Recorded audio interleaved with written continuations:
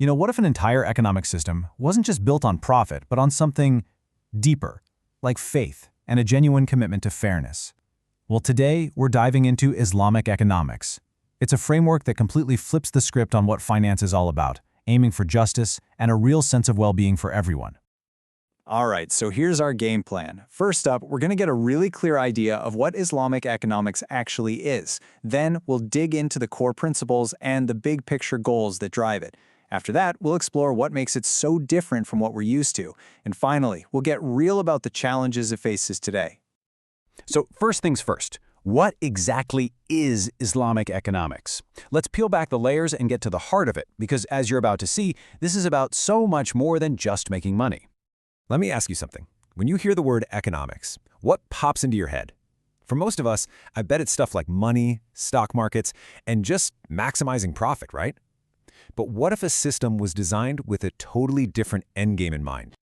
And that's really the key right there.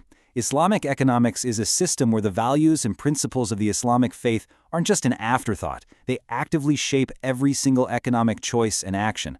So instead of trying to separate faith from finance, the whole point is to weave them together. Okay, so we've got the what. Now let's really dig into the why. Because, to understand how this system actually works on the ground, we have to look at the foundational beliefs and the core values that are driving every single decision. And it all starts here, with this core principle of Tawheed, which is the oneness of God. In this worldview, God is the ultimate owner of everything, of all resources. And that simple idea, well, it completely changes our role. We're not the owners. We're more like trustees or stewards, given the responsibility to manage everything ethically. This slide is huge because it shows us the actual purpose of the economy. These are the maqasid al-Sharia, the 5 essential things the system is designed to protect.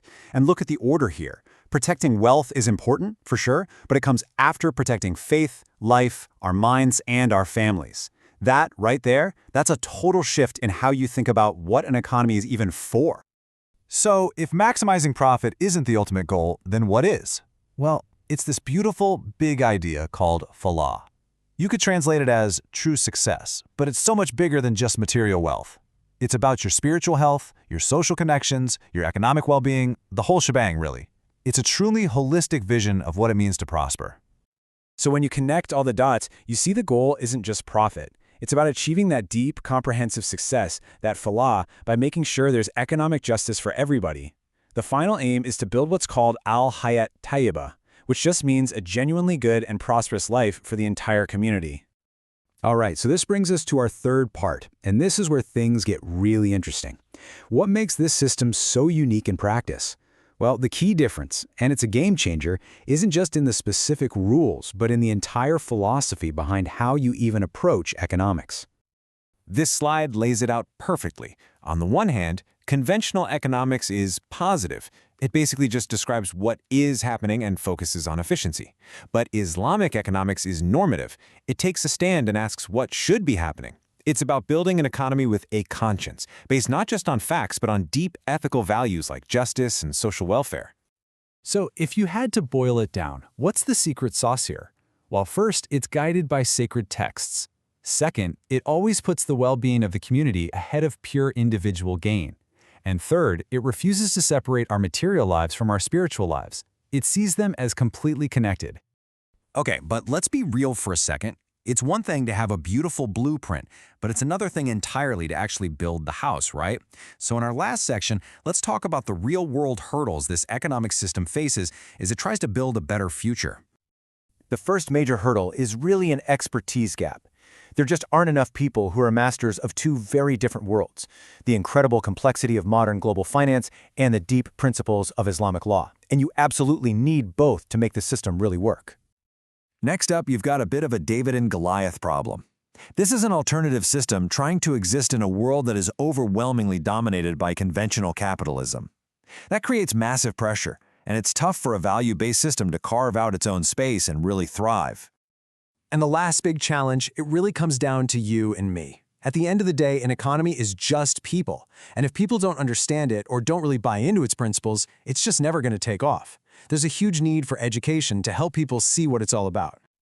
But here's the thing. Even with all those challenges, the why behind it all is still so incredibly powerful. I love this quote because it just sums it all up. Islamic economics is here to create a balance between materialism and spiritualism, and to try and fix the very weaknesses we see in our current systems. So where do we go from here? Well, the roadmap is pretty clear. It's a three-step process. It all starts with education and raising awareness. That awareness then naturally leads to more support for Islamic financial institutions. And finally, it all comes down to us, to individuals actually applying these ethical principles in our own day-to-day lives. And that brings me to a final question I want to leave you with. Just forget all the terms and jargon for a second. If you had a blank slate and you could design an economic system from scratch, one that was truly built for the well-being of everyone, not just for the wealth of a few, what values would you put at its very core?